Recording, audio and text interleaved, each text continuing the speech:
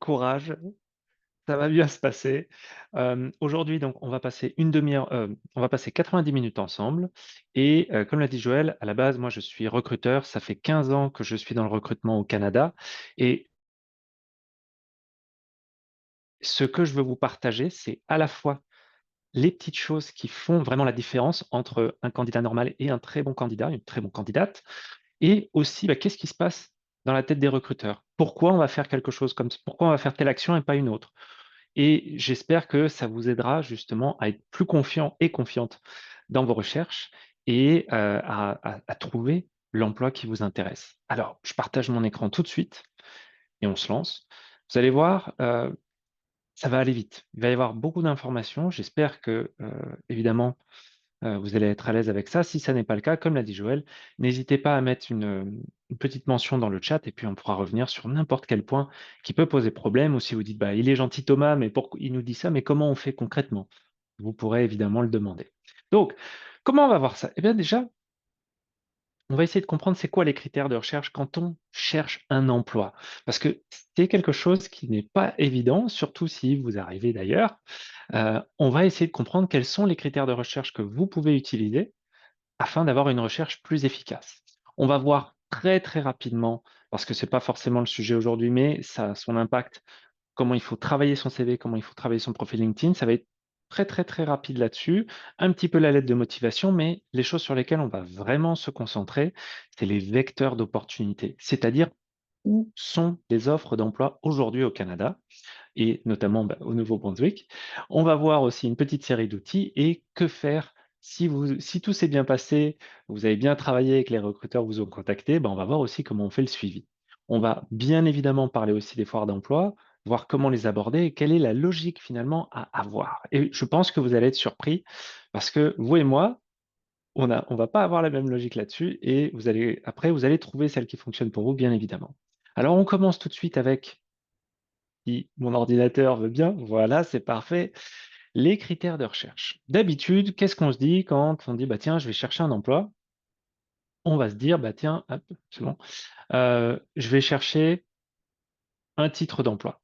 Je dis, tiens, je suis assistant administratif, je vais chercher assistant administratif. Tiens, qu'est-ce que j'étais? J'étais au service clientèle dans mon pays d'origine, et ben, je vais chercher aussi service client au Canada. Vous avez parfaitement le droit de faire ça.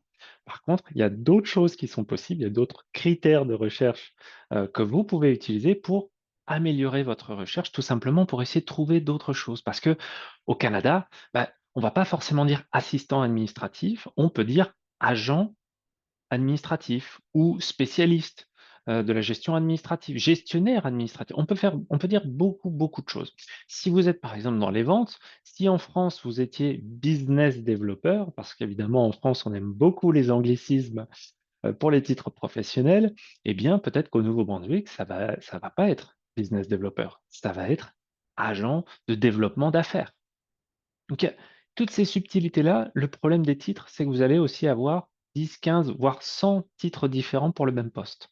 Donc, regardons les autres choses qui pourraient vous aider. Et dans ces choses-là, on va avoir par exemple, alors, on va avoir le type d'entreprise, on va avoir le type de poste, la localisation, on va y revenir. Mais ce que j'aimerais vraiment en fait vous dire ici, je ne l'ai pas marqué parce que je veux vraiment que vous m'écoutiez, c'est très très important. Quand vous recherchez un emploi généralement, ça se compose de deux choses. Ça se compose des tâches à faire et des qualifications qui sont données par l'employeur et qui sont attendues dans le poste. Eh bien, ça, généralement, c'est plus facile à trouver. Ça, c'est tout bête, mais si vous êtes en service à la clientèle, tapez simplement service à la clientèle, service au client, et là, vous allez voir que vous allez avoir beaucoup plus de postes qui vont apparaître. Et vous allez pouvoir considérer aussi beaucoup d'offres d'emploi auxquelles vous n'auriez peut-être pas pensé. Donc là, ça va vraiment faire la différence pour vous.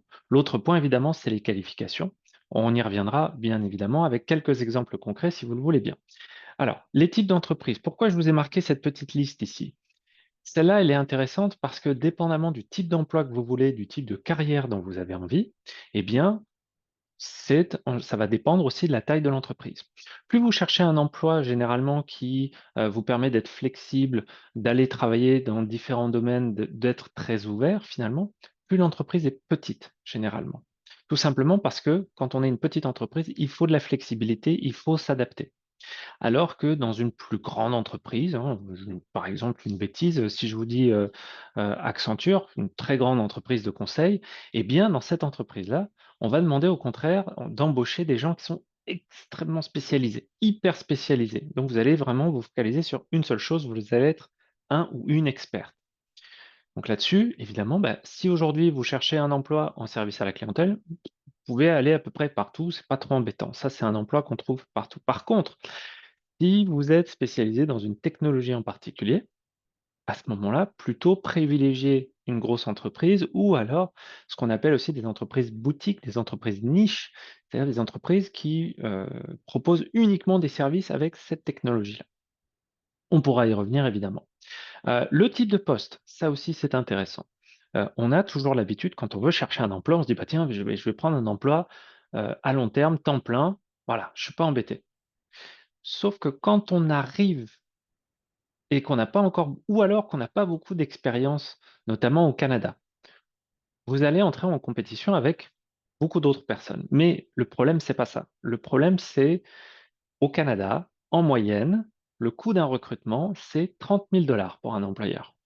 30 000 $, c'est quand même une belle somme. Ça veut dire quoi? Ça veut dire que les employeurs, quand ils vont regarder les différents candidats qui tombent, ils vont essayer de minimiser les risques. Et donc, c'est pour ça qu'ils éliminent, ils éliminent, ils éliminent, ils éliminent tout le temps, tout le temps, tout le temps. Pour à la fin avoir 2, 3, 4 candidats maximum sur lesquels ils se disent, OK, ça, je pourrais travailler avec ces personnes-là, j'ai l'impression que mon investissement me rapportera de l'argent. Parce que à la fin de la journée, c'est vraiment ça qu'il faut comprendre, hein. Vous n'êtes pas là pour demander un emploi, vous êtes là pour proposer un service qui, nous l'espérons, bah, permettra à l'entreprise de continuer à être productive et à aussi gagner de l'argent. Donc ici, le type de poste, pourquoi je vous raconte ça par rapport au type de poste? J'y viens. La chose qui est importante, c'est quand vous demandez un emploi à temps plein et que vous n'avez pas encore l'habitude de bien valoriser votre expérience, de bien vous vendre, eh bien, ça va être plus difficile pour l'employeur de se projeter et de se dire, OK, je peux travailler avec cette personne-là. Alors qu'il y a d'autres types de postes qui existent, comme les postes en contrat, les contrats de 6 mois, 12 mois, 18 mois. Généralement, c'est des remplacements pour des personnes qui sont parties en congé, congé simple, congé, parental, et cetera, et cetera. Et pourquoi ça, c'est intéressant pour vous, surtout si c'est une première expérience? Eh bien, tout simplement parce que c'est plus facile.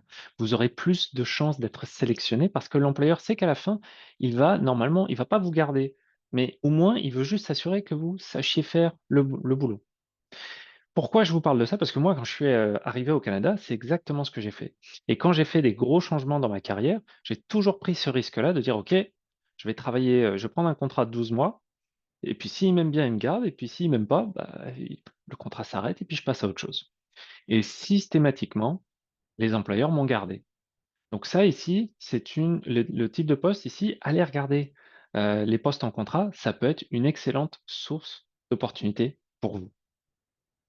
Alors, d'autres petites choses ici. Au niveau de la localisation, vous allez voir souvent, maintenant, vous allez dans LinkedIn, vous allez dans Google et il y a des emplois, on va vous dire: «Bah, c'est 100 remote, hein, à distance. Ici, c'est hybride, ici, c'est en personne», et cetera, et cetera. Quand vous allez chercher votre emploi, essayez juste de faire ces petites recherches, de dire: «OK, je vais juste chercher du remote», parce que parfois, bah, vous allez avoir un emploi à Vancouver, mais ils sont parfaitement à l'aise que vous travaillez depuis le Nouveau-Brunswick. Puis la paye sera généralement plus sympathique. Donc, vous pouvez regarder ça. Essayez de tenter comme ça divers filtres et vous allez tomber sur différentes possibilités. L'avantage à chaque fois, c'est, la petite astuce, je vous dirais en tant que recruteur, n'essayez pas de vous mettre des bâtons dans les roues en disant: «Ah mais non, mais ça c'est un emploi à Vancouver, ça veut dire que je vais devoir travailler tard, ça veut dire que, ils vont préférer quelqu'un à Vancouver». Oui, en effet. Mais de l'autre côté, si aujourd'hui ils proposent cet emploi en remote, c'est parce qu'ils ne trouvent pas des gens à Vancouver et Les horaires de bureau, ça, c'est quelque chose de très flexible. Vous pouvez en parler. Donc, il vaut mieux se poser la question de savoir comment vous allez vous mettre en valeur sur ce poste-là, plutôt que d'essayer de trouver toutes les petites difficultés qui vont rendre votre vie difficile. Alors que ça, il faut bien faire attention à ça quand on cherche un emploi. Il vaut mieux essayer et échouer plutôt que de se tirer des balles tout seul dans le pied en essayant de penser à la place du recruteur. Donc ça, c'est vraiment une petite chose qui est importante parce qu'aujourd'hui, vous avez beaucoup de chance au niveau du Canada. C'est un petit pays, hein. On est aussi gros que l'Espagne en termes de population, mais on est très étendu. Il y a beaucoup de services, il y a beaucoup d'entreprises, ça reste quand même assez dynamique. Donc, vous avez la possibilité aujourd'hui de trouver un emploi à plus de 4000 kilomètres et ça reste le Canada. Donc, essayez, tentez, n'ayez pas peur. Alors, les valeurs de l'entreprise, vous pouvez regarder, les avantages sociaux, vous pouvez regarder aussi. La compensation, ça c'est intéressant parce que de plus en plus d'employés, ils vont donner des échelles salariales. On verra, et je vais vous donner des petits outils après pour bien comprendre si l'échelle salariale, bah, elle est en adéquation avec ce que vous recherchez, avec vos attentes et puis avec le type de poste, pour que vous puissiez au moins payer vos factures et commencer à mettre un petit peu de côté. Parce qu'on sait que l'argent, quand même, c'est le nerf de la guerre. Euh, des petites choses qui sont intéressantes, les qualifications particulières. Si aujourd'hui, vous parlez anglais, c'est-à-dire si vous arrivez à vous faire comprendre de quelqu'un et vous arrivez à comprendre ce qu'on vous dit, félicitations, vous êtes bilingue. Et en plus, comme vous êtes francophone, c'est encore mieux parce que nos amis québécois depuis 4 siècles, Joël, je la fais à chaque fois, le pauvre, il connaît la blague par cœur, nos amis québécois depuis 4 siècles, ils prennent un malin plaisir à massacrer la langue anglaise avec leur bel accent francophone. Donc les Canadiens, ils ont beaucoup plus l'habitude d'entendre l'accent francophone en anglais. Donc même si vous avez un accent à couper au couteau, ça n'est pas grave, vous serez toujours mieux compris qu'un Chinois, qu'un Indien, qu'un Écossais, qu'un Australien. Donc n'ayez pas peur. Votre qualification particulière ici, c'est que vous êtes bilingue, c'est que vous êtes capable de parler français et vous êtes capable de comprendre l'anglais. Votre qualification particulière, c'est peut-être que vous venez d'un pays d'Afrique où on a l'habitude de faire le business d'une certaine manière, où vous avez l'habitude d'utiliser une technologie aujourd'hui qu'on commence à utiliser ici. Il y a quelques années, au Canada, on cherchait beaucoup de gens, notamment issus du milieu bancaire africain, parce que les banques en Afrique avaient développé toute une technologie pour l'accès et la gestion des comptes par téléphone. C'est tout bête, mais aujourd'hui, tout le monde utilise son téléphone pour ça. Eh bien, à la base, ça, c'est une technologie qui vient d'Afrique. C'est magnifique. Donc aujourd'hui, regardez dans votre expérience professionnelle, regardez ce qui fait la différence, ce qui fait que vous avez une valeur ajoutée, ce qui vous permettra ensuite aussi d'aller chercher ça sur Internet, de dire, OK, bah, tiens, j'ai une compétence particulière en gestion à la clientèle dans les hôtels 4, 5 étoiles. Cherchez hôtel 4 étoiles, hôtel 5 étoiles, job.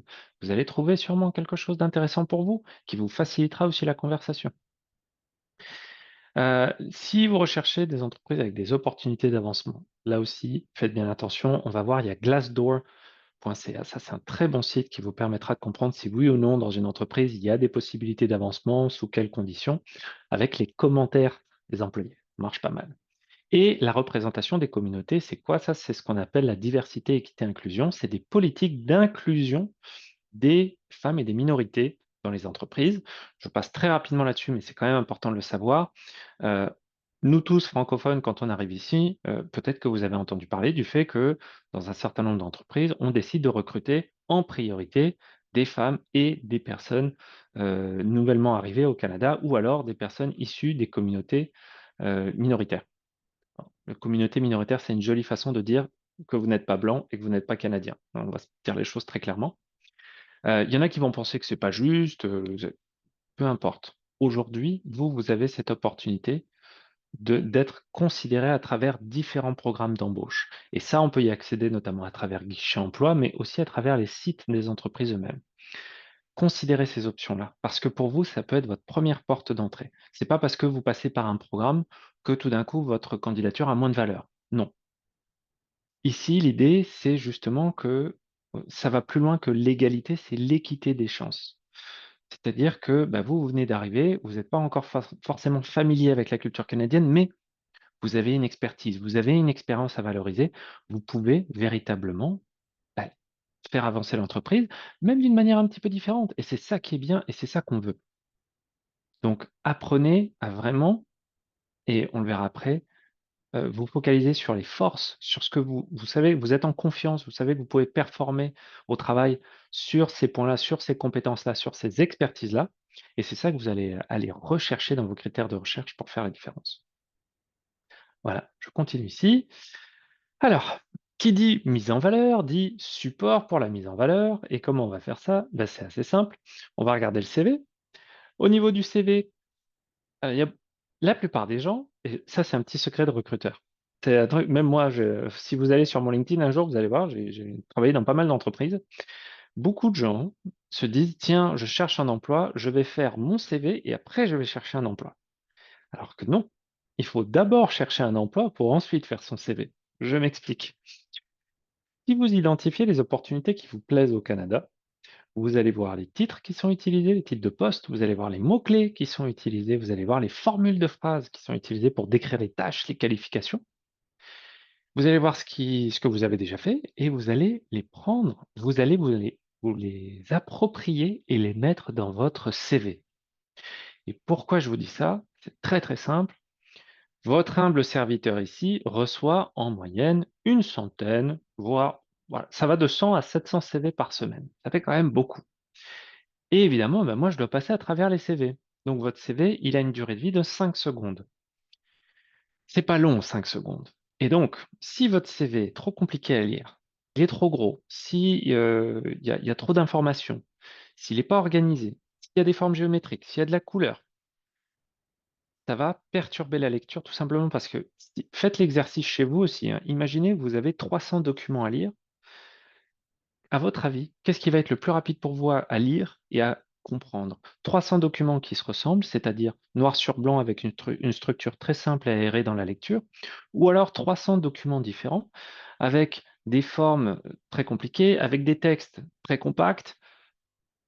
Vous allez voir tout de suite, au bout de quelques documents, vous allez vous arrêter, vous allez dire: «Non, non, ça suffit». Donc il faut privilégier un CV simple à lire et surtout qui reprend la syntaxe et le vocabulaire, des offres d'emploi. Parce que comme ça, c'est plus facile pour le recruteur de savoir si oui ou non vous avez les bonnes informations. Je vous le dis, hein, il y a 80 des CV que je reçois, les gens ne prennent même pas la peine de simplement mettre les bons mots-clés. Les mots-clés de la description d'emploi, ils se disent: «Bah non, je vais garder mes mots-clés à moi de mon pays d'origine et puis c'est tout et puis si le recruteur, il est intelligent, il va me recruter». Ça se passe pas comme ça. Je vous le dis tout de suite, ça marche pas. Ce qu'il faut vraiment, c'est il faut prendre le temps pour vous-même de vous imprégner de ces mots-clés-là parce que vous allez les réutiliser si vous passez les entretiens et si vous êtes embauché. Et dernier point, il faut faire relire son CV. Relisez-le. Une faute d'orthographe de nos jours, ça n'est plus possible. Vous allez dans ChatGPT, vous passez vous utilisez l'intelligence artificielle, vous passez les textes dans ChatGPT, vous lui dites: «Tiens, corrige et adapte» et c'est fait, c'est magnifique. On verra aussi que, j'en parlerai un petit peu plus tard. Il faut faire analyser son CV pour être sûr qu'il puisse passer à travers les logiciels de traitement des candidatures des recruteurs. On y reviendra. Maintenant, le LinkedIn. Alors, en fait, dernier point sur le CV, votre CV n'est pas un fourre-tout. Votre CV n'est pas là pour, que vous mettiez absolument tout dedans et ça, c'est important quand vous cherchez un emploi parce que si vous trouvez une offre d'emploi qui vous intéresse et vous candidatez avec un CV où il y a trop de choses et qui ne sont pas en lien avec le poste, vous vous tirez une balle dans le pied. Donc il vaut mieux faire un CV d'1 ou 2 pages, pas plus, où vous vous concentrez uniquement sur votre expertise, sur les choses qui sont en lien avec le poste, vous ça aura un bien plus grand un meilleur impact, en fait. Vous aurez plus de chances d'être considéré par le recruteur. Et à l'inverse, quand vous allez dans LinkedIn, quand vous dites: «OK, c'est bon, je fais mon profil LinkedIn, ça va bien se passer», on va prendre la même technique que pour le CV. On adapte ses mots-clés, on est clair, on est simple, on met pas trop d'informations, mais la seule différence qu'on va avoir avec le CV, c'est que dans LinkedIn, vous pouvez mettre toutes vos expériences professionnelles. Aucun problème avec ça. L'autre petite chose qui va être intéressante avec LinkedIn, et on en rediscutera après, bien évidemment, c'est le réseau, mais pour le réseau, comment on fait ça? Bien, il faut déjà pouvoir trouver des gens qui vont accepter de venir dans votre réseau. Et on peut faire ça notamment à travers les groupes. Je ne sais pas si vous le savez, dans LinkedIn, si vous êtes comptable, vous allez dans LinkedIn, vous allez dans la barre de recherche et vous dites: «OK, je veux un groupe de comptables» et là, vous allez avoir, bah, peut-être, 10 groupes de comptables canadiens, des groupes de comptables canado-américains, des groupes américains aussi. Mon conseil, c'est faites bien attention de vous inscrire dans un groupe qui vous intéresse au Canada. Et dans ces groupes-là, beh, il y a plein de petites choses qu'on va voir après qui sont sympathiques, hein, je vous le dirai juste après. Mais l'important ici, c'est aller trouver des groupes parce que c'est là où vous allez trouver des gens de votre domaine qui seront intéressants pour vous, ajouter des gens, dans votre réseau et surtout poster du contenu, interagissez. Vous n'avez pas besoin de passer votre vie sur LinkedIn. Une fois par jour, une fois tous les 2 jours, une fois tous les 3 jours, peu importe. Vous prenez 5 minutes, vous chronométrez si vous voulez et vous allez regarder simplement qu'est-ce qui se passe dans votre, réseau au Canada et vous allez mettre un petit like et vous allez mettre un petit commentaire et vous allez mettre, bah, votre petite, «Tiens, aujourd'hui, j'ai lu, cet article qui parle des transformations dans la comptabilité au Canada, c'est super intéressant». Alors ça peut vous paraître complètement bête de faire ça, mais il faut vous imaginer, par exemple, que LinkedIn, c'est un endroit où vous allez trouver des emplois, mais avant tout, c'est un endroit où vous allez développer des relations. Et pour ça, bah, il faut déjà engager la conversation. Et vous, moi, le premier venu, on n'est pas à l'aise au début pour initier une conversation avec des gens qu'on ne connaît pas. Donc l'idée, c'est de se dire tout simplement, bah, quelles sont les choses que j'ai en commun avec les autres personnes de mon domaine avec qui j'ai envie de parler. Et parler de ces choses-là. On reviendra là-dessus. Donc, ça, c'était pour le CV et LinkedIn. Alors, la lettre de motivation. Alors, encore une fois, en tant que recruteur, je vous le dis, la lettre de motivation, et ça c'est mon avis personnel, mais je pense que vous allez trouver à peu près la même chose, peu importe à qui vous demandez, c'est, un document en voie de disparition. On l'utilise encore, par exemple, dans le milieu scientifique, dans le milieu académique, là on aime bien le papier, là il y a pas de problème. Mais pour 90-95 des offres d'emploi aujourd'hui, on le regarde même pas. On le regarde même pas parce que ce qui compte, et c'est ça qu'il faut comprendre, les recruteurs, on a des volumes. On a beaucoup de volumes à traiter en termes de CV.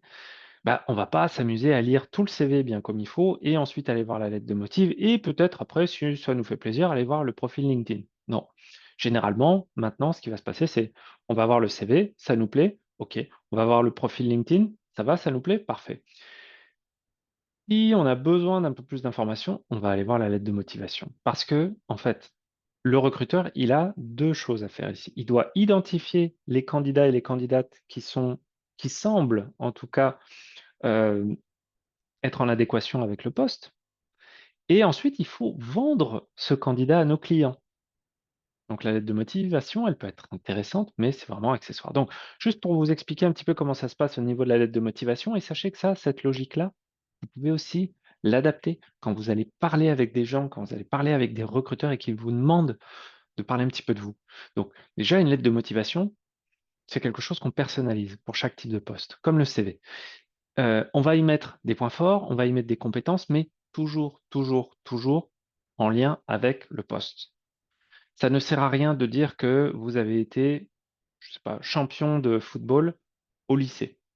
Ça ne sert à rien de dire que, vous avez, je sais pas, vous avez des compétences incroyables pour la comptabilité alors que vous candidatez pour du service client. Gardez ça en tête. Si vous voulez impressionner un recruteur, il faut uniquement parler des choses en lien avec le poste à pourvoir. Tout le reste, ça n'intéresse pas le recruteur. L'employeur n'en a rien à faire. Je vous le dis très crûment, mais c'est pas parce que je veux être méchant avec vous, bien au contraire, je veux vous sauver du temps et de la frustration. C'est juste ça. Donc, on continue ici. Il vous faut une lettre simple, une idée par phrase, pas plus. Je sais que dans beaucoup de pays, notamment en Afrique de l'Ouest et en France, on adore les fioritures, on adore les longues phrases avec plein de sujets, avec plein, plein, plein de belles informations dedans. C'est pas du tout le cas au Canada. Une idée, dans une phrase, pas plus. On garde les choses simples, faciles à lire, faciles à comprendre. Donc on communique de manière claire et concise. D'autres petites choses qui sont sympathiques, on essaye de quantifier ses réalisations pour valoriser son expertise en lien avec le poste. Je m'explique. Vous cherchez un poste en vente, ben, vous pouvez expliquer justement dans votre lettre de motivation. Au lieu de dire: «Je suis un très, très bon vendeur, moi je vends tout, il n'y a pas de problème et tout, je peux m'adapter». Ça n'a aucune valeur pour un recruteur parce qu'il ne peut pas savoir concrètement si vous êtes performant. Par contre, si vous dites: «Bah, dans mon dernier emploi, J'ai dépassé mes objectifs de vente de 60, donc j'ai fait 160 de mes objectifs de vente systématiquement sur les 3 derniers mois et j'ai vendu pour plus de 1,2 million de dollars de chaussures. OK, là, on comprend à quel point vous êtes performant. Là, on comprend un petit peu mieux. Donc quantifier ces réalisations, ça, c'est très important. Peut-être que vous n'êtes pas dans la vente. Dans ce cas-là, est-ce que vous avez, fait économiser de l'argent à l'entreprise? Est-ce que vous avez fait économiser du temps à l'entreprise? Est-ce que, vous avez atteint, peut-être, des objectifs de satisfaction? Est-ce que vous avez gagné des prix en lien avec votre emploi? Il y a plein de choses qui peuvent permettre justement des objets, des numéros, des choses, des quantifications qui permettent aux recruteurs d'avoir une meilleure idée de votre productivité. Vous pouvez aussi dire, bah, j'ai animé des ateliers, j'ai dirigé des équipes, j'étais sur des projets où j'avais la responsabilité de faire ça. Enfin, voilà, à chaque fois, on essaye vraiment de montrer. Donc on pourra aller un petit peu plus loin là-dessus après. Et encore une fois, on explique comment l'expérience antérieure s'applique au poste souhaité. Ça, c'est votre lettre de motivation et puis j'arrête après avec ça. C'est 3 paragraphes. C'est: «Je me présente, je mets en valeur mon expérience par rapport au poste et je vous invite à parler avec moi». C'est tout. Rassurez-vous, j'aurai des petits modèles de CV et de lettres de motivation, bien évidemment, à vous partager. Ah oui, les 2 derniers, je les avais oubliés ceux-là. Évitez d'abuser des mots comme «je», «moi», «mon». Évitez il faut pas oublier, en fait, que quand vous travaillez en équipe. Donc de temps à autre, pensez à valoriser les équipes avec qui vous allez travailler parce que ça montrera que vous êtes capable déjà de travailler en équipe. Ça montrera que vous êtes en capacité de reconnaître aussi que le succès n'est pas juste personnel. Et vous pouvez aussi bien détacher vos tâches de ce qui était fait par le groupe et vous pouvez mettre en valeur l'objectif final. Ça marche bien aussi. Et à la fin, relire, relire, relire. Alors, on arrive maintenant au cœur, les vecteurs d'opportunité. Excusez-moi, j'ai un petit peu chaud, parce que vous avez de la neige, mais moi j'ai un beau soleil. Alors, hop, voilà. Euh, dans les vecteurs d'opportunité, il y en a beaucoup. On va regarder un petit peu tout ça. On a le réseautage, on va en parler juste après, et on a d'autres petites choses. On a les tableaux d'affichage des sites web, là aussi on va en reparler après. On a les recommandations. Les recommandations, on n'y pense pas assez, mais on les demande toujours très maladroitement. Peut-être que vous faites partie des gens qui se disent, bah tiens, il y a un recruteur sur LinkedIn, il a l'air d'être bien, je vais lui parler. Et vous lui dites: «Salut, je m'appelle Thomas, voilà mon CV, je cherche un emploi au Canada, merci de m'aider». Je vous le dis, ça marche pas. Et si ça marche, c'est que vous devez avoir un super profil. Mais dans 99 des cas, ça marche pas. Et ce qu'il faut comprendre déjà, c'est si vous cherchez à ce que quelqu'un considère votre CV, peut-être devriez-vous commencer par comprendre comment fonctionne le système des recommandations au Canada. Ici, les entreprises motivent financièrement les employés à recommander des gens. Ça veut dire que moi, demain, je trouve quelqu'un qui me semble bien pour un poste, je la recommande. Si cette personne se fait recruter, bah, c'est 1 000 $ dans ma poche. C'est quand même sympa. Il y en a, ça peut être 2 000, 3 000, 5 000, j'ai déjà vu des bonus complètement fous, mais c'est super. Donc ça veut dire que n'importe quelle personne que vous rencontrez sur LinkedIn et avec qui vous échangez, elle peut potentiellement vous recommander et gagner de l'argent. Donc c'est gagnant-gagnant. Mais pour ça, il faut comprendre comment approcher les choses et on verra ça notamment avec le, réseautage. Mais les recommandations, vous l'aurez compris, c'est une chose qui se demande, mais qui ne se demande pas directement. Ici, au Canada, on ne peut pas être frontal, on ne peut pas être direct, parce que sinon ça peut mettre mal à l'aise les gens. Donc on va voir qu'il y a une approche, il y a une technique quand on cherche un emploi, pour demander les choses sans forcer les gens ou en tout cas sans leur donner l'impression qu'on les force. Mais on y reviendra juste après. Je vous avais parlé des contrats tout à l'heure, les types de postes que vous pouviez chercher. C'est-à-dire, est-ce que vous allez chercher un poste à temps plein, un poste à temps partiel, un poste en contrat? Les postes de contrat, alors, en Europe, on appelle ça l'intérim, ici, on appelle ça le travail temporaire d'agence. Et donc, Randstad, hem, qu'est-ce qu'on va voir? Adecco, Manpower, il y a toutes ces agences de placement-là. Leur objectif, c'est de trouver des candidats et ensuite, eux s'occupent d'aller les vendre auprès des employeurs. Vous allez passer des entretiens, bien évidemment, mais eux s'occupent déjà de pré-mâcher le travail à l'employeur. Et ça, c'est super pour vous parce que quand vous allez repérer, vous allez aller dans Google et vous allez mettre agence de travail temporaire, Nouveau-Brunswick et là, hop, vous allez voir toutes les petites agences, vous allez voir les emplois qu'elles proposent et vous allez pouvoir candidater dessus et ça va potentiellement accélérer votre recherche d'emploi parce que là, vous serez plus le seul à chercher juste pour vous. Vous aurez potentiellement des agences qui vont dire: «Bah, attends, j'aime bien ton profil, je vais essayer de te placer». Donc ils vont travailler pour vous gratuitement. Oui, ça, c'est un autre point aussi, les agences ne vous demanderont jamais de les payer. C'est les employeurs qui payent, hein, au Canada, personne d'autre. OK, donc maintenant les foires d'emploi. Les foires d'emploi. Parlons-en une petite seconde. Beaucoup d'entre vous, sûrement, se sont dit: «Bah, tiens, je vais aller dans une foire d'emploi et je vais donner mon CV à un recruteur. Qui va me recruter?» Ben non.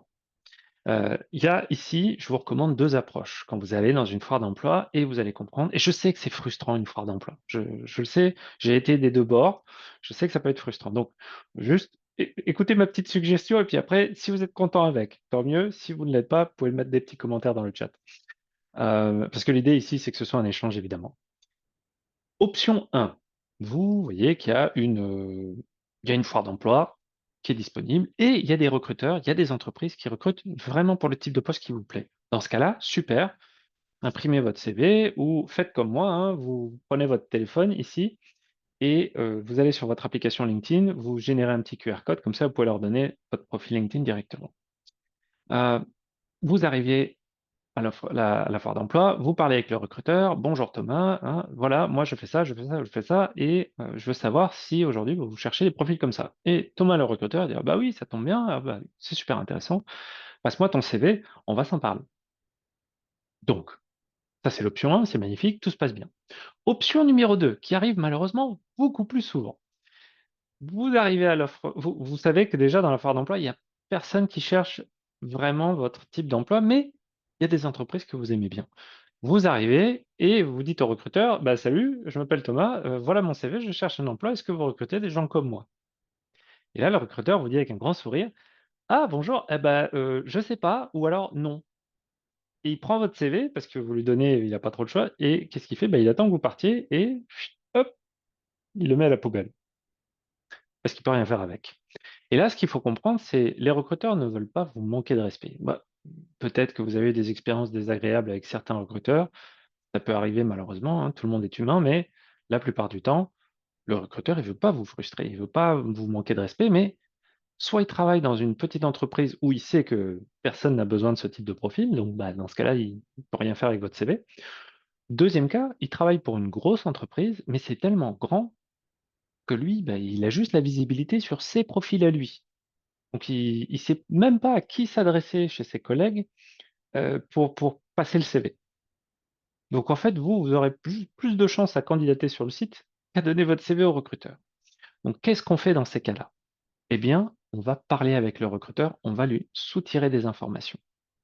Et donc, un exemple tout bête, c'est: «Bonjour, je m'appelle Thomas, je cherche un emploi». «Ah bah, bonjour, je m'appelle Daniel, je suis recruteur». «OK, voilà mon CV, je recherche, en audit financier, voilà et je serais très intéressé, je connais votre entreprise, je serais très intéressé de voir, bah, les différentes opportunités qui existent». Et là, Daniel, qu'est-ce qu'il dit? Il dit: «Bah, écoutez, c'est gentil, mais malheureusement, on recrute pas en ce moment ou en tout cas, je suis pas au courant si on recrute en audit».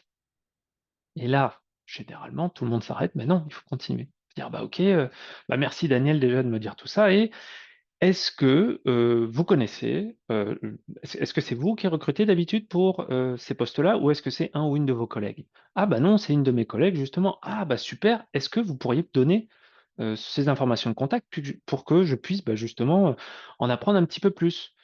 «Ah bah oui, ça peut se faire» ou alors, si jamais il n'a pas l'information, vous pouvez lui demander: «Bah tiens, est-ce que vous auriez des trucs et astuces pour mieux candidater à travers, bah, le système que vous avez. Ah bah oui, bah alors voilà, donc il vaudrait mieux faire ça et faire ci. Donc l'idée, c'est de créer un lien au-delà de votre demande d'emploi et de dire, bah, est-ce que tu peux me donner de l'information sur qui est en charge de ce recrutement-là? Ou alors, est-ce que tu connais même le manager, le gestionnaire qui recrute? Si c'est pas le cas, demandez des informations sur comment candidater plus efficacement dans le système. et demander aussi à rester en contact avec cette personne sur LinkedIn. Parce que généralement, et c'est ça qui est absolument fou, ça c'est la force vraiment dans la recherche d'emploi au Canada. Si vous arrivez à avoir le contact d'un recruteur dans l'entreprise, tout d'un coup, tout son réseau à lui, il est accessible pour vous. Donc ça, c'est top. Ça vous fait gagner énormément de temps et les gens vont dire: «Ah bah tiens, il connaît Daniel le recruteur. Oui, je vais l'ajouter». Ce sera plus facile pour vous d'ajouter les gens. Vous on s'en rend pas compte et puis on se dit: «Ah bah ça a l'air, tout rose comme ça». Non, non, ça fonctionne bien. Donc n'ayez pas peur de ça. La foire d'emploi, en fait, ça devient un nouveau réseau social où vous allez pouvoir développer des contacts et en développant des contacts, ce qu'il faut savoir aussi, c'est un truc très canadien ça, je trouve. Si vous n'êtes pas considéré la première fois ou si vous n'êtes pas sélectionné pour l'emploi la première fois, le fait que vous ayez eu un rapport, une communication humaine avec ces gens-là, bah, ils se souviennent de vous et c'est plus facile pour eux de vous reconsidérer pour un poste un petit peu plus tard. Moi, ça m'est déjà arrivé plusieurs fois où on m'a dit: «Bah, écoute, ça sera pas pour cette fois» et 3, 4, 5 mois plus tard, ils m'ont dit: «Bah, écoute Thomas, on a une nouvelle opportunité, ça nous intéresserait que tu candidates». C'est super, mais pour ça, il faut aller de l'avant, il faut poser des questions, il faut s'intéresser aux autres. Donc voilà, la foire d'emploi, je vais passer un petit peu de temps dessus, mais j'espère que ça vous parle. J'espère que vous avez une meilleure compréhension des dynamiques qui existent et comment vous pouvez justement les utiliser à votre avantage. J'en parle depuis le début, les réseaux sociaux, mais il y a tellement de choses. Alors, il y a beaucoup de réseaux sociaux qui existent, mais il faut le dire, le fondement vraiment aujourd'hui, c'est LinkedIn.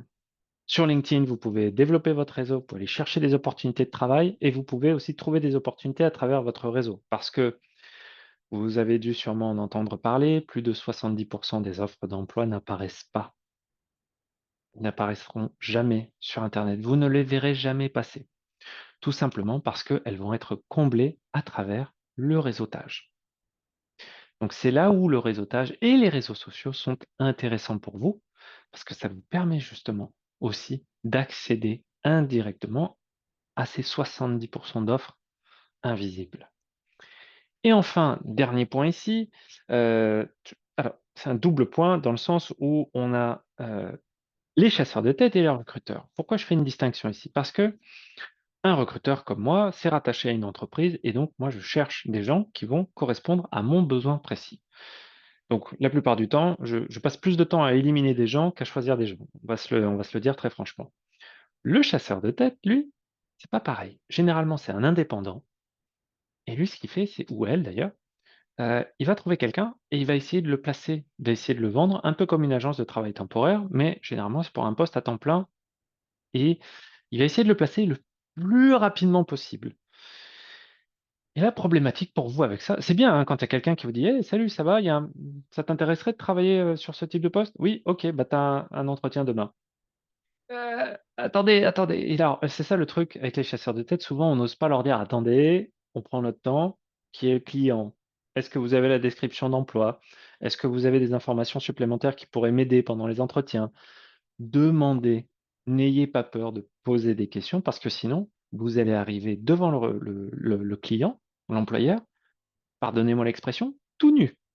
Vous ne saurez pas qui fait quoi de comment, vous ne serez pas préparé, vous allez paniquer et vous allez rater votre entretien. Donc prenez le temps de demander les choses pour vraiment être en capacité, déjà d'être à l'aise pendant les entretiens et d'avoir le temps de vous préparer. Voilà, je sais que ça fait quoi? Un bon 40 minutes? Voilà, ça fait 40 minutes que je vous bombarde d'informations. On respire une toute petite seconde, je prends une gorgée d'eau. Si on a une petite question, une remarque, je peux la prendre maintenant, sinon ensuite on va quand même continuer notre belle aventure. Une fois, 2 fois, 3 fois? Parfait. Allez, on y va. Donc, est-ce qu'il m'en restait quelque chose ici? Je crois qu'on était bon. Est-ce que tout le monde m'entend toujours bien? Ouais? Très bien, excellent. Oui, Merci beaucoup. Merci à vous. Alors, je vous ai parlé un petit peu comme ça sur la pointe du réseautage, mais parlons-en concrètement. Comment on réseaute efficacement? Pourquoi il faut réseauter efficacement? Peut-être que certains, d'entre vous sont arrivés au Canada et se sont dit: «Waouh, les gens sont super sympas ici, je vais me faire plein d'amis» et puis, bah, ils se sont rendus compte que, en fait, les Canadiens ont juste une autre façon de communiquer, une façon très sympathique, hein, super, moi j'adore, mais c'est pas autant en profondeur qu'on l'imaginait. Eh bien, le réseautage, c'est, une réflexion exacte de ça, dans le sens où les Canadiens aiment bien se connecter, mais, pas forcément jusqu'à la création d'une amitié comme nous on en a l'idée. Ici, il faut bien comprendre et je vais passer très vite là-dessus. La culture francophone non canadienne et la culture au Canada, ce sont des choses fondamentalement différentes. Le rapport aux gens, le rapport au respect, à la conception même de l'humour, c'est différent. Alors, le réseautage ici, à quoi ça va vous servir? C'est vraiment une petite toile d'araignée que vous allez créer, où vous allez apprendre des uns et des autres pour mieux maîtriser votre environnement et potentiellement détecter des opportunités qui vous intéressent. Les gens qui se disent: «Ouais, je vais faire un réseau pour avoir un emploi», alors, oui, ça peut être un objectif de fond, mais n'en faites pas votre arme. C'est-à-dire ne commencez pas à contacter les gens en disant: «Donne-moi un emploi, vas-y regarde mon CV, il est beau». Ça ne marche pas. Parce que, avant tout, et on va le voir ici, pour qu'un réseau soit efficace, il faut prendre le temps d'abord d'explorer ses options. Il faut considérer les types d'emplois qu'on veut faire. J'ai vu énormément de gens se brûler littéralement, se faire des burn-out parce que ils n'ont pas su comprendre à quel point ça allait leur demander de l'énergie de chercher un emploi et notamment de développer un réseau. Et ils se sont dit: «Bah, je vais candidater, je vais choisir 3 types d'emplois différents et puis je vais me construire 3 réseaux parallèles et cetera». Mon Dieu, ne faites pas ça. Et puis les pauvres, ils passaient 8-10 heures sur LinkedIn à essayer de créer des relations et puis, bah, c'est très déstabilisant et c'est très démotivant parce que LinkedIn, comme n'importe où ailleurs, bah, c'est vous n'avez aucun contrôle sur la décision des gens et quand vous êtes face à un refus, ça fait jamais plaisir. Donc, pour limiter le nombre de refus, pour maximiser l'efficacité de votre réseau naissant, limitez-vous à un type de poste au début et puis si au bout d'1 ou 2 mois, vous dites: «Bah, ça marche pas top», OK, changez de type de poste, mais concentrez-vous au moins juste sur un type de poste à la fois. Quand vous avez commencé ça, vous vous éparpillez pas, c'est tant mieux. Vous sélectionnez les groupes pertinents. Vous optimisez votre profil LinkedIn avec les mots-clés de ces types de postes-là.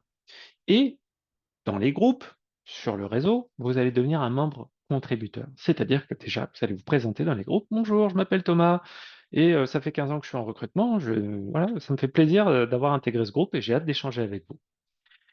Et donc là, ce qu'il faut comprendre, c'est vous n'allez pas passer votre temps à dire à quel point vous êtes beau, magnifique et à la recherche d'un emploi. Non, vous allez d'abord apprendre des autres. Vous allez d'abord dire: «Oh OK, alors, ah bah tiens, salut Thomas, comment ça va? Merci d'avoir répondu à mon commentaire, c'est super sympa et toi, ça fait combien de temps que tu es dans le domaine? Ça fait combien de temps? Est-ce que tu as toujours été au Canada?» Intéressez-vous à l'autre parce que qu'est-ce qui va se passer à un moment donné? La personne va se dire: «Ah bah, OK, moi aussi je vais lui poser des questions». Et là, au lieu de dire: «Ah, je suis à la recherche d'un emploi, ça va pas du tout, je suis démotivé, il y a personne qui veut m'embaucher, c'est la cata». Au Canada, on aime la communication constructive et positive. Donc au lieu de dire: «Je suis désespéré, donne-moi un emploi», vous allez dire: «Ah bah, en ce moment, je suis à la recherche d'un nouveau défi dans tel domaine». Je sais, ça peut être frustrant, mais il faut bien comprendre que et même vous, imaginez-vous, mettez à la place de l'autre, vous êtes dans la rue, quelqu'un, vient vous voir et vous dit: «Eh, vous auriez pas une petite pièce, s'il vous plaît?» «Non, non, oubliez ça, je veux pas une pièce, je veux un billet. Donnez-moi un billet, s'il vous plaît». Et une autre personne qui arrive et qui dit: «Oh waouh! Oh, j'aime beaucoup vos chaussures et votre sac, il est top et vous les avez achetés où?» «Ah oui, ah ouais, ah non, ça vous va super bien, non, c'est super. Vous savez si, ça se fait encore?» Et là, tout d'un coup, vous passez 10 minutes à parler avec cette personne. Pourquoi? Parce qu'elle s'est intéressée à vous. Alors que l'autre, généralement alors ça arrive qu'on donne une petite pièce, mais la plupart du temps, la grande majorité des gens vont rien donner. Parce qu'on est sur le même réflexe ici. Il faut d'abord vous intéresser pour qu'ensuite les gens s'intéressent à vous. Je passe un peu de temps dessus, mais c'est vraiment le cœur du réseau, c'est ça qui est vraiment important. Quand vous ne savez pas quoi dire à une personne, c'est parce que vous n'avez rien à dire. Il faut poser une question, c'est tout. Il faut juste s'intéresser à l'autre et il faut se dire: «Bah, tiens, si moi on devait s'intéresser à moi, qu'est-ce que j'aimerais, qu'on me demande?» Et vous faites ça à l'autre personne et ça marche super bien. C'est même ça fait peur à quel point ça fonctionne bien. Moi, j'utilise ça au travail et j'utilise ça même dans ma vie personnelle et vous n'imaginez pas à quel point ça facilite la vie. Vous êtes au téléphone avec quelqu'un, je sais pas, vous êtes au téléphone avec la compagnie de téléphone, voilà, vous avez un problème et au lieu de lui dire: «Mon téléphone marche pas, ça va pas, franchement faites quelque chose bordel, non». Dites: «OK, Voilà la problématique que j'ai. Comment, selon vous, selon votre expérience, je pourrais résoudre ça? Est-ce que ça vous arrive souvent? Ah, vous avez beaucoup d'appels? Ah ouais, j'imagine et tout, c'est galère. Et en fait, le fait de faire ça, ça vous rend sympathique auprès des gens. Ça vous rend quelque part désirable. Et les recruteurs, c'est la même chose, parce que s'ils voient que vous avez ce type d'interaction-là, ils vont se dire, bah, ça, c'est une personne que j'aimerais bien mettre en face des clients. Ça, c'est une personne, on a envie de parler avec elle. Donc, c'est ça la petite technique. La méthode, je vous l'ai un peu dite, hein, je vous la mets par écrit au cas où quand même. On identifie les groupes compatibles. Alors, ça aussi, c'est important. Quand vous allez dans les groupes LinkedIn, vous allez voir que généralement, il y a trois types de personnes qui sont actives. Vous allez avoir les personnes du même domaine que vous, mais qui sont aussi des grandes pipelettes, et vous l'aurez deviné, j'en fais partie. Ces personnes-là, elles savent quasiment tout ce qui se passe dans le domaine. Oh, excusez-moi. Elles savent tout ce qui se passe dans votre domaine, elles sont à l'affût de la moindre info, et généralement, elles ont un bon carnet d'adresses, donc elles peuvent vous recommander assez facilement. On va avoir les recruteurs, comme moi, qui sont cachés comme ça et qui attendent de recruter une personne et qui sont dans le groupe, mais qui vont pas forcément trop parler. Mais dès qu'il y a quelqu'un d'intéressant, hop, ou alors on va faire des annonces. «Eh, mon entreprise, elle recrute, des gens comme vous, candidatez!» Et ensuite, on va avoir les chasseurs de tête. Donc, dans les 3 cas, ce sont des personnes avec qui c'est intéressant de discuter, d'interagir et ça vous permet aussi de grandir votre réseau. Il est important encore une fois, vous devez créer une interaction avec le contributeur, non pas juste pour votre seul bénéfice, mais pour apprendre de l'autre et surtout, vous devez attendre le bon moment pour dire que vous êtes à la recherche d'un nouveau défi. Voilà, vous n'êtes pas à la recherche d'un emploi, vous n'êtes pas désespéré, vous êtes à la recherche d'un nouveau défi. On fait ça sobrement, gentiment, poliment, mais pas de façon formelle. Parce que là aussi, c'est important, dans votre communication, vous allez le voir, au Nouveau-Brunswick, dans votre recherche d'emploi, on évite d'être trop formel. On peut vous voyer un petit peu au début, mais très vite, vous allez voir que les gens passent au tutoiement et je vous recommande de faire de même. Adaptez-vous avec eux. Vous allez voir que tout de suite, c'est quand même plus sympathique parce que sinon, ça crée une distance artificielle et ça peut mettre mal à l'aise les gens. Alors, on respire un petit peu. Il nous reste 10 petites minutes avant les questions. Ah, c'est magnifique. Les sites. Je vous ai fait une ribambelle de sites et rassurez-vous, je vais tout vous mettre après dans le chat. Je vous ai mis une sélection de sites, mais alors il y en a, vous allez me dire que vous connaissez déjà, tant mieux, mais on va voir si vous les connaissez vraiment. Hem, Guichet emploi. Guichet emploi, c'est magique. Moi, j'adore ça, tout simplement parce que dans Guichet emploi, vous pouvez trouver des offres d'emploi. Vous pouvez trouver des programmes d'embauche. Alors, embauche à l'international, embauche diversité, équité, inclusion, ainsi de suite, ainsi de suite. Vous allez aussi trouver des outils pour apprendre à faire votre CV, pour connaître l'état du marché par rapport au type d'emploi qui vous intéresse, pour savoir quelles sont les compétences nécessaires pour l'emploi, pour valoriser, pour essayer de comprendre comment faire une transition professionnelle d'un type de poste à un autre, d'un domaine à un autre. Donc il y a vraiment beaucoup de belles choses sur le guichet emploi. On pourra en reparler évidemment si vous le voulez, mais c'est un site intéressant. Et alors oui, la plupart du temps, il y a moins d'offres d'emploi sur Guichet Emploi, mais généralement, elles sont vérifiées. Donc là aussi, ça va réduire le risque pour vous de tomber sur des fausses offres d'emploi. Et ça aussi, il faut qu'on en parle. Il existe beaucoup de fausses offres d'emploi qui circulent sur Internet. Et généralement, elles sont assez simples à repérer. Pourquoi? Bah, parce que généralement, l'emploi qu'on vous propose, il est trop beau pour être vrai. «Hey, tu veux gagner 2 000 $ en travaillant 3 heures par jour?» C'est une fausse offre d'emploi, ça. Ouais. Bah, on rigole, mais quand on arrive dans un nouveau pays, on se dit: «Bah, on sait pas comment ça fonctionne ici», on peut se dire: «Oh, peut-être, ouais, j'ai eu de la chance». Non, je vous le dis non. Hem, Autre chose ici qui est importante à savoir, on ne vous demandera jamais, jamais de payer ou ne vous demandera jamais vos informations bancaires, heu, pour obtenir accès à un emploi. C'est illégal.